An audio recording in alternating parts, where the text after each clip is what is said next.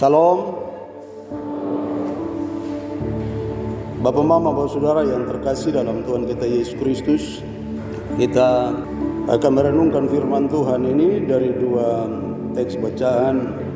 Matius pasal 27 ayat 32 sampai 44, Yesus disalibkan, dan juga ayat 45 sampai ayat 56, Yesus mati.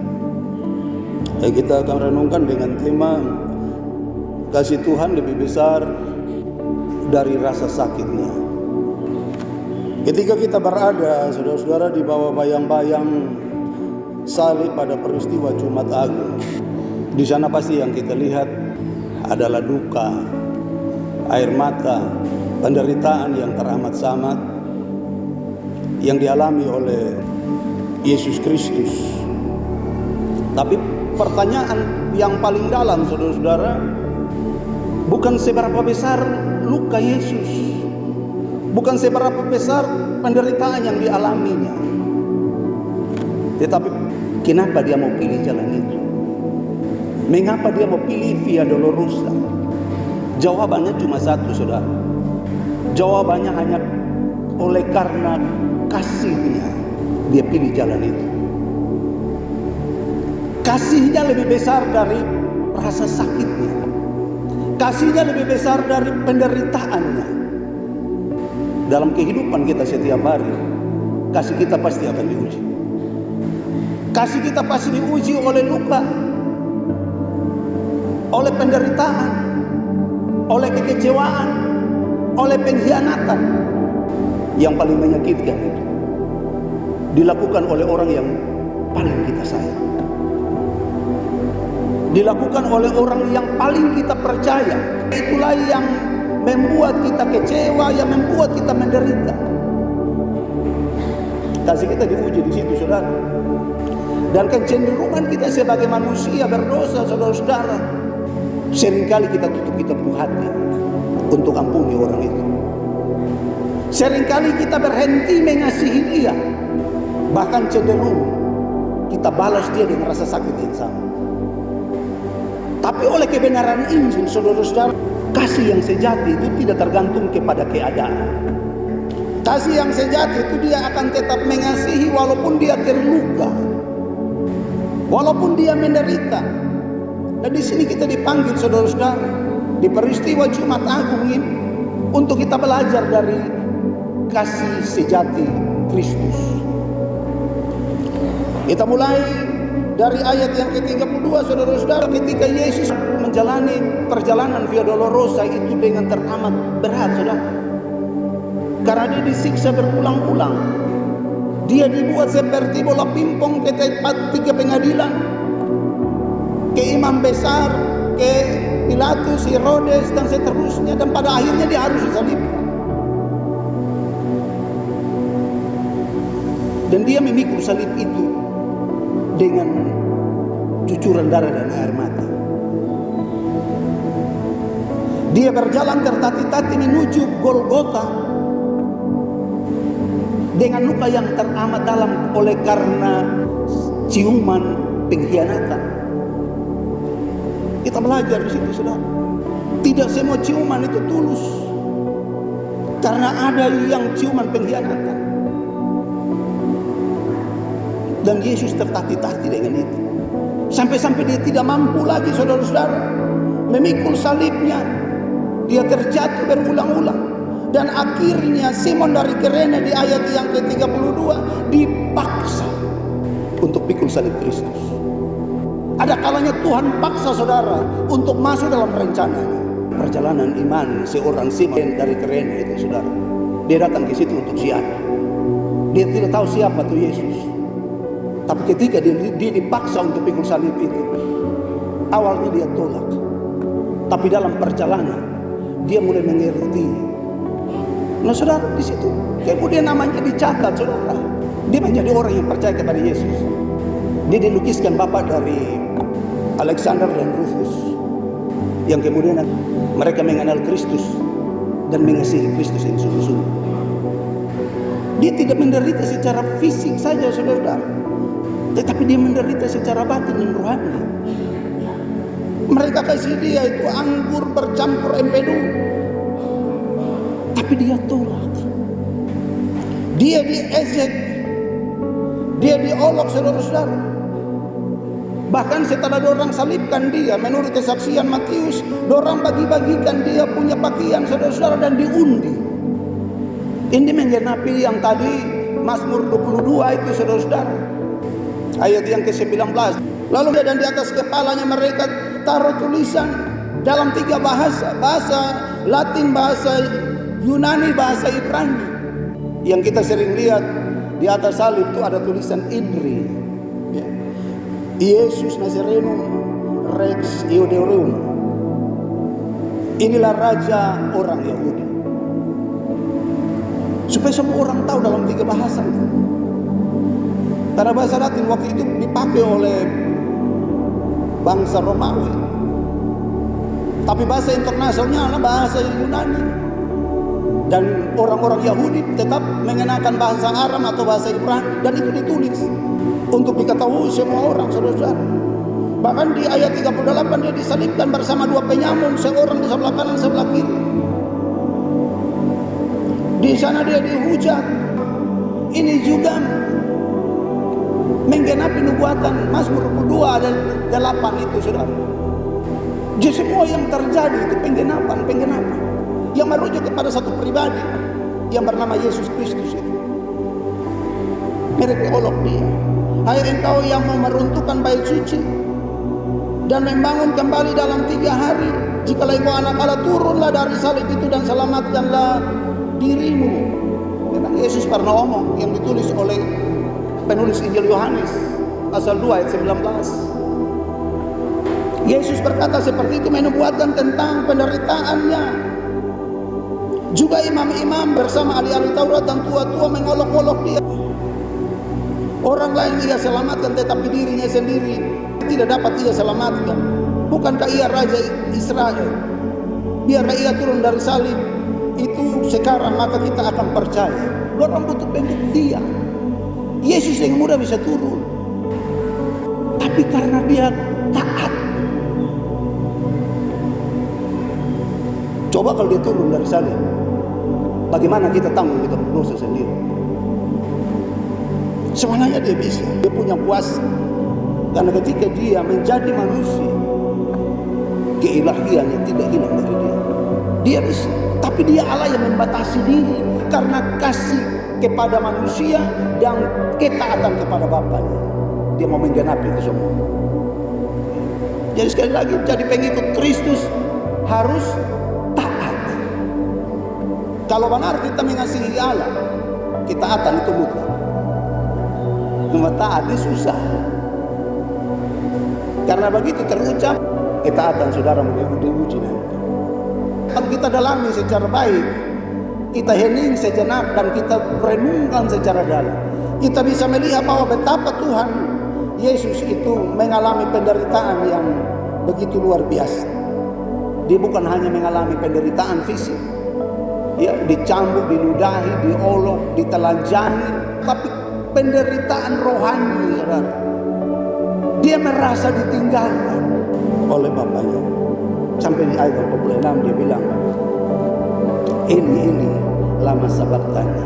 Dalam rasa keterhilangan itu dia berseru, ini lama sabatana. Allahku, mengapa engkau meninggalkan aku? Tapi itu juga orang belum sadar tentang betapa besar pengorbanan Kristus. Orang masih mengejek dia, mengolok dia. Mendengar itu beberapa orang berdiri di situ berkata, ia memanggil Elia. Mereka mengambil bunga karang, mencelupkan ke dalam anggur asam, lalu dililitkannya pada batang bulu dan memberi kepada Yesus. Ini penggenapan Mazmur 69 ayat 22. Saudara, sangat menyakitkan, bukan? Orang yang berkorban sungguh-sungguh diolok, dihujat, dihina. Tapi apa Yesus mundur? Tidak. Dia akan terus maju. Yesus tidak mundur karena olokan itu, saudara-saudara. Yesus tidak coba cari jalan pintas, jalan paling mudah. Kan banyak orang Kristen begitu toh. Mau melayani Tuhan yang penting mudah. Tapi kalau ketika Tuhan izinkan luka itu terjadi, penderitaan itu kita alami untuk kita diproses dan menjadi kesaksian, banyak orang Kristen Yesus tidak dikasih tunjuk teladan, dia taat sampai mati. Jangan pernah mundur karena apapun. Mungkin saudara dilecehkan, saudara dihina, saudara dilangkahi, tidak apa, sakit memang. Sebagai manusia, sebagai daging, sakit. Tapi kita dituntut untuk taat. Seorang hamba dia tidak punya hak atas diri. Dia menjadi milik sepenuh Tuhan. Dan dia wajib melakukan apa yang dikehendaki Tuhan. Nah, kita suka lemah diri sebagai hamba Tuhan. Maka hamba Tuhan mutlak milik Tuhan. Amin. Ini kita lihat sapar mulusun tabuka. Ini kayaknya berat. Coba baca Yohanes 10 ayat 18. Cukup keras ya saudara.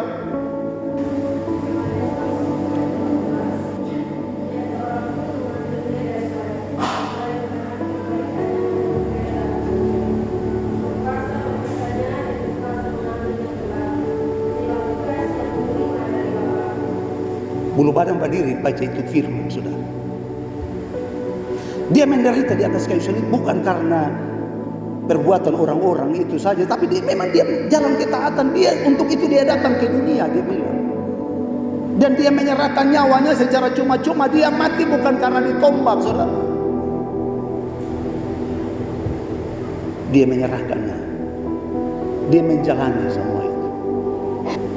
Walaupun sempat ditawari anggur asam yang bercampur empedu, biasa dilakukan oleh orang-orang waktu itu, diberikan kepada orang-orang yang dihukum mati supaya kasih hilang dia rasa sakit. Kalau sekarang mungkin potong kanal dan bius untuk kasih hilang itu rasa sakit.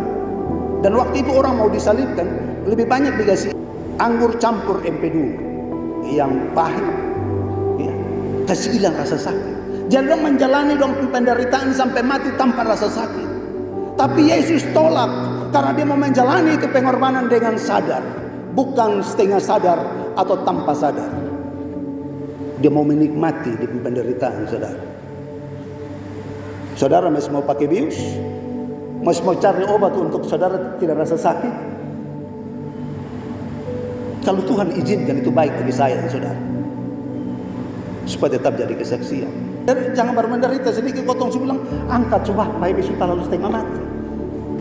Rasul Paulus bilang, apa penderitaan yang kamu alami belum apa-apa, belum sampai mengeluarkan darah.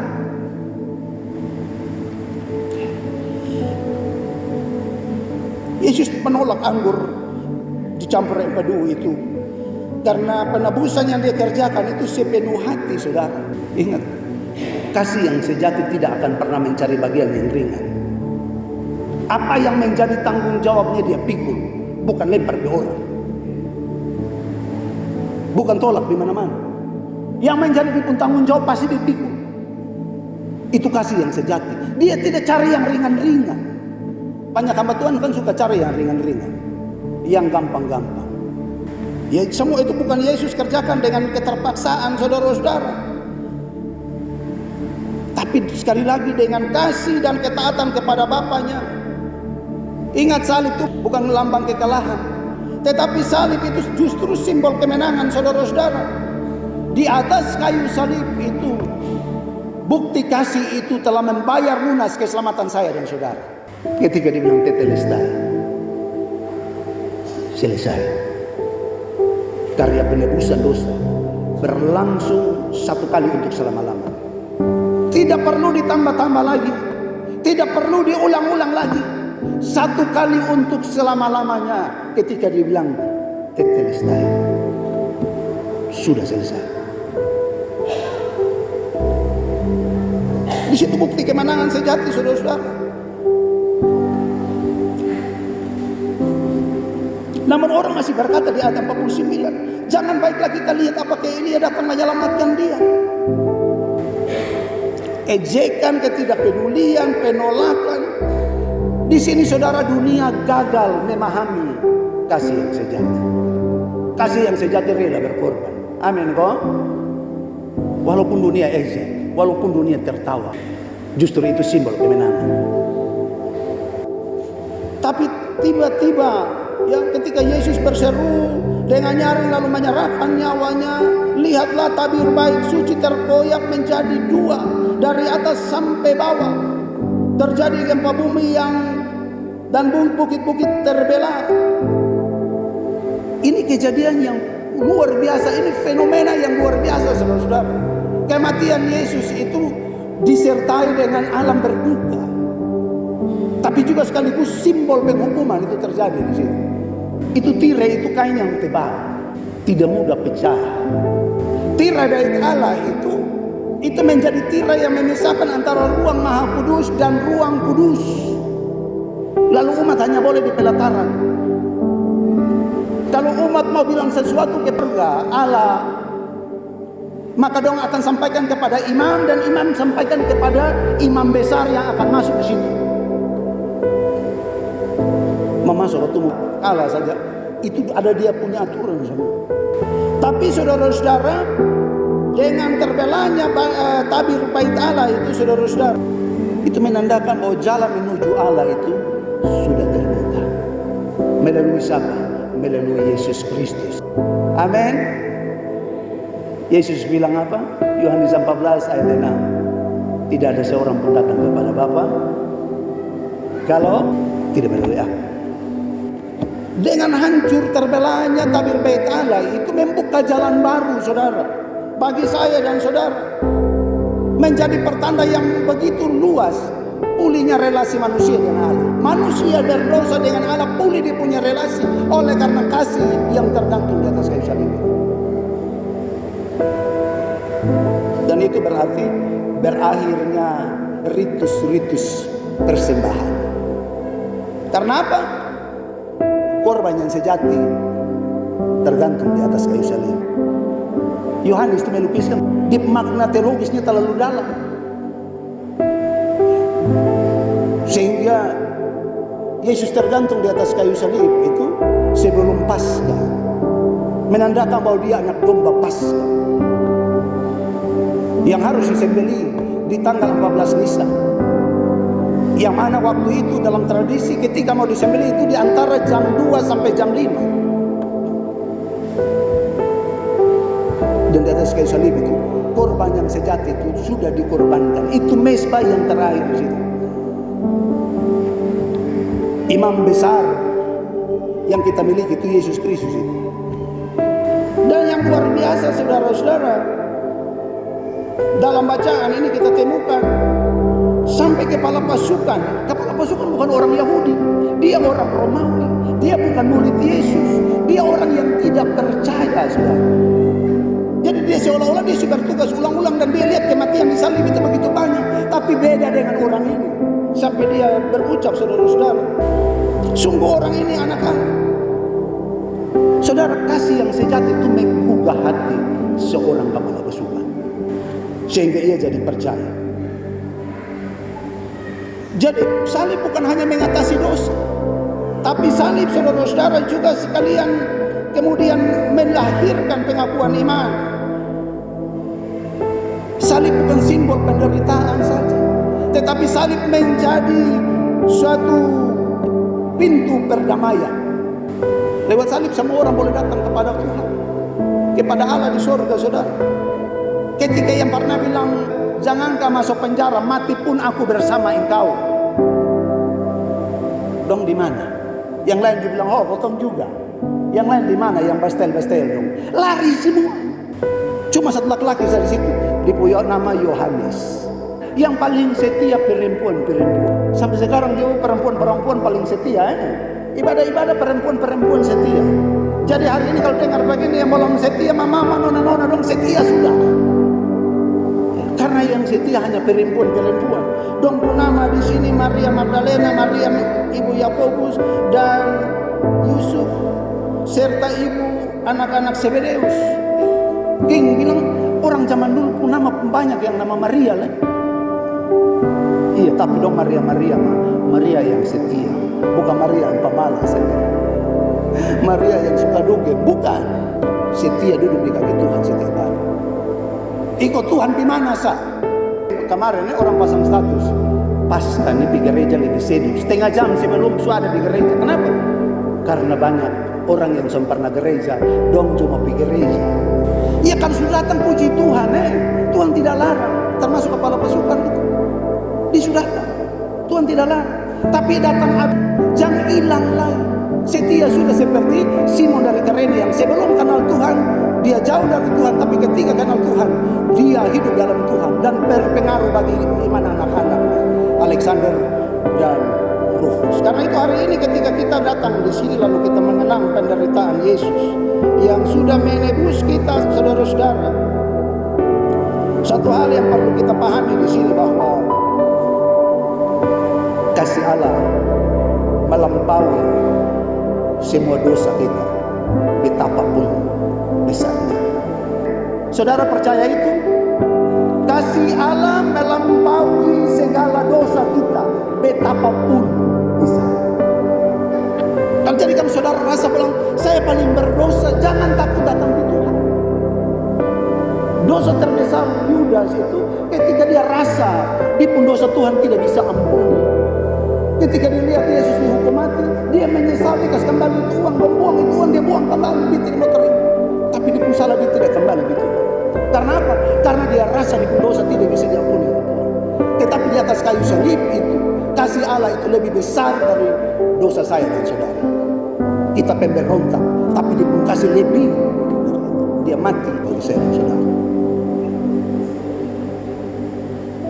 Itu luar biasa bagi kita, saudara-saudara. Karena itu hari ini, saudara-saudara, kita juga dipanggil untuk menanggapi kasih dari Tuhan kita Yesus Kristus. Harus belajar mengampuni, saudara. Ya, belajar mengampuni. Mengampuni itu gampang atau susah, saudara? Susah-susah gampang, Kalau dia orang jauh, tokoh-tokoh mengampuni di mulut itu gampang. Perbuatan tidak akan gampang. Tapi itu yang Tuhan minta. Apalagi yang tidur tiap hari dan potong. Apalagi orang yang sudah kotong percaya dikasih bocah kotong rahasia. Mengampuni tidak gampang, tapi kita belajar untuk menanggapi kasih Allah itu. Dengan mengampuni saudara-saudara, tetap mengasihi walaupun kita terluka. Jangan pernah menyerah kepada kepahitan. Kepahitan itu selalu ada, tapi jangan pernah menyerah. Jika hari ini saudara juga berdiri di salib yang sama seperti kepala pasukan, seperti perempuan-perempuan dan semua orang, ya, waktu itu bukan pertanyaannya, bukan apa yang sudah Tuhan Yesus lakukan, karena dia melakukan itu secara tuntas. Tetapi apa yang akan saya lakukan dengan kasih itu? Itu pertanyaan. Apa yang saya akan lakukan dengan kasih Yesus yang sejati itu, yang harusnya kita miliki, ya saudara. Apakah sampai hari ini kita masih menyimpan luka? Tanyakan pada diri sendiri. Apa sampai saat ini kita masih simpan dendam? Apakah sampai saat ini kita masih simpan kepahitan? Tanyakan pada diri sendiri, saudara. Apa yang akan saya lakukan dengan kasih itu? Kalau itu semua masih ada, saudara masih simpan luka, saudara masih simpan dendam, saudara masih simpan kepahitan, datanglah kepada salib itu. Karena di salib Kristus, ketika saudara datang sungguh-sungguh, saudara akan mengalami pemulihan. Percayalah saudara-saudara, di balik luka yang sedang saudara alami, Tuhan masih bekerja. Di balik air matamu, kasih Tuhan tidak pernah berkurang. Karena di balik salib ada kebangkitan. Di balik salib ada pengharapan. Kasih Tuhan lebih besar dari rasa sakitnya. Dan kasih Tuhan juga lebih besar dari luka yang saya dan saudara alami. Selamat merenungkan peristiwa Jumat Agung. Besar pengharapan. Kasih sejati itu kita miliki. Untuk pulang kita nyatakan dalam kehidupan kita setiap hari. Tuhan berkati kita dengan firman-Nya. Amin.